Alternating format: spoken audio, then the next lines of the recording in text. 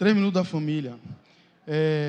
Apesar, né, de ter pouco tempo, mas o testemunho que eu vou dar aqui, alguns já sabem, na segunda-feira, vou ser logo direto aqui, na segunda-feira estávamos em Jacobina, a gente foi para Jacobina levar umas coisas de Dene, e aí aproveitamos para ficar o feriadão lá, e na segunda fomos para uma cachoeira, né? E nessa cachoeira, o pessoal lá tomou banho, não sei o quê. Quando foi embora, resolvemos tirar algumas fotos nas pedras, né? Que a gente gosta de ver de aventura. Foi tirar foto nas pedras. E eu coloquei Vinícius, meu filho de 3 anos, aqui no ombro, e Thalita na frente. Eu estava esperando chegar o outro, né? São 3 filhos. E quando Thalita estava na minha frente, ela se desequilibrou. Eu lembro de flashes desse momento, né? Foi um momento assim muito pesado. E quando eu fui segurar ela, eu esqueci de Vinícius no ombro. E aí Vinícius se desequilibrou e caiu. Então, quando eu lembro disso algumas vezes por dia, já tem quase uma semana, e eu lembro disso algumas vezes por dia. Eu lembro eu tentando segurar os pés dele e ouvindo a zoada dele no chão. Quando eu me viro, ele estava caído, né? Ele começou a chorar, e aquela cena ali, uma cena desesperadora, né? As primeiras palavras que eu falei foi: meu Deus, que é quem eu deveria clamar. Corri, peguei ele, segurei pela coluna, lembrei assim rapidamente de algumas coisas, e me lembro de falar com o André Dória estava lá com a gente. Eu falei: estou indo para o hospital agora. Só que nós estávamos a 46 minutos de Jacobina. A gente estava nessa cachoeira que é em Saúde.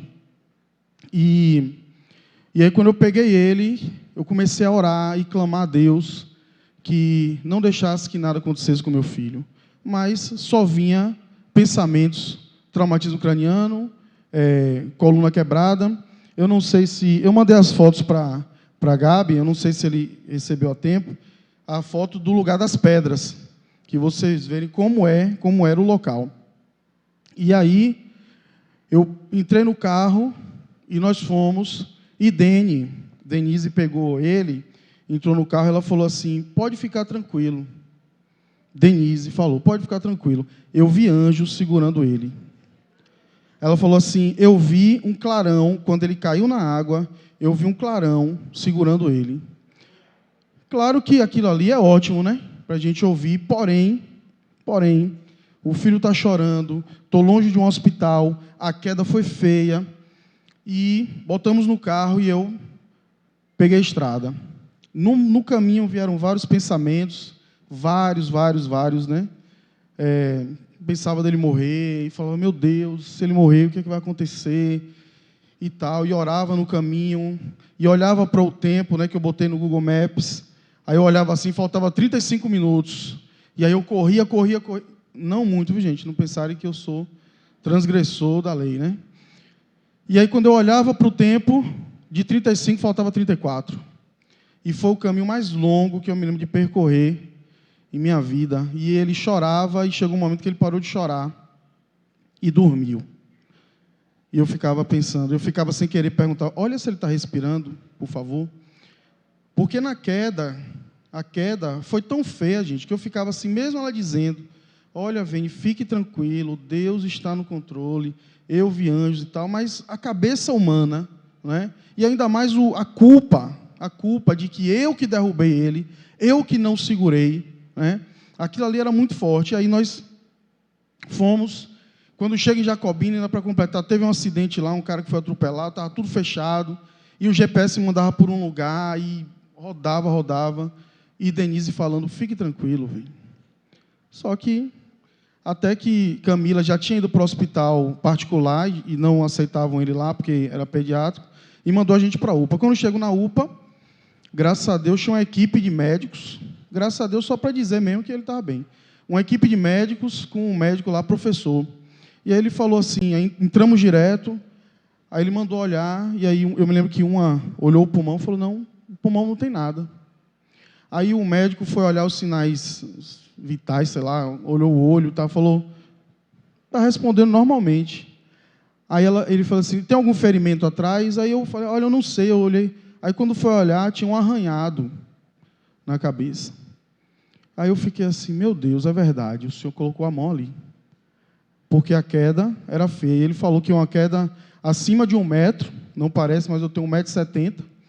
Acima de 1 metro já era algo para ele ter algumas coisas como vômito, perder a consciência, ficar confuso pelo menos, né?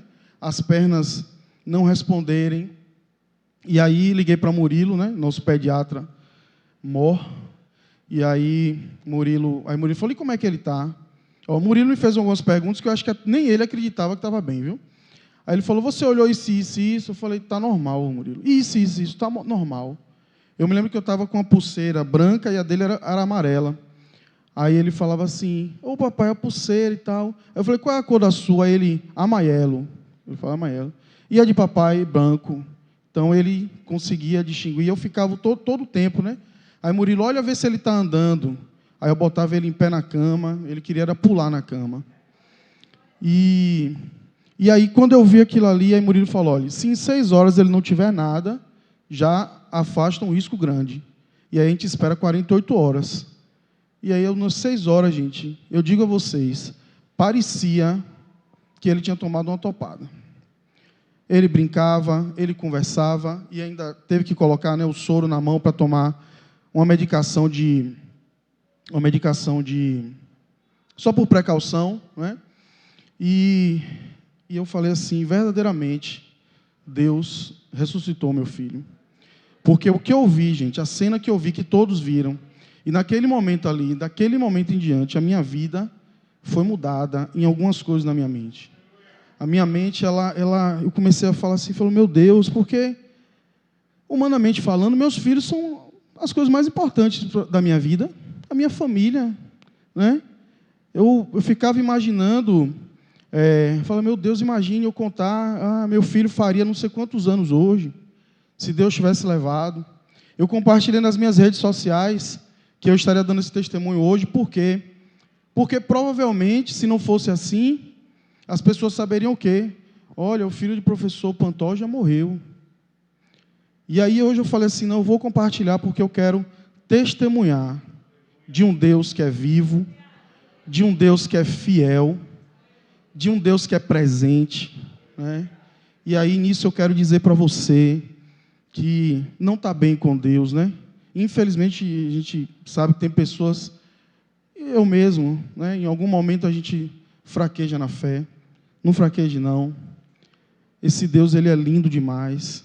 Esse Jesus, ele é fiel demais, gente. Porque eu não mereço nada não. Eu sou ruim, eu sou mau. Passei 7 anos afastado, entendeu? Fazendo tantas coisas que envergonhavam a Deus. E Deus, na sua infinita misericórdia, Deus poupar meu filho, de eu estar dando testemunho de meu filho vivo, de meu filho pulando, né? No outro dia, eu ainda estava com a Oroque aqui da videira, vou sair de casa, ele correu para fechar o portão, pegou a chave e fechou o portão quando eu estava passando, né? Aí quebrou o retrovisor, caiu o portão, e eu estava atrasado para o trabalho. Aí eu saí do carro, botei o portão no lugar, aí fui saindo assim meio chateado, e veio uma voz na minha mente, falou assim, você preferia que ele não estivesse aqui para fazer isso? Eu falei, então por mim ele fecha quantos portões ele quiser, porque o importante é que meu filho está aqui. Então, gente, eu quero glorificar esse Deus pela fidelidade dele, que vocês busquem esse Deus, que vocês creiam nesse Deus. Esse Deus é um Deus presente, fiel, amoroso e que nunca, nunca nos deixa só.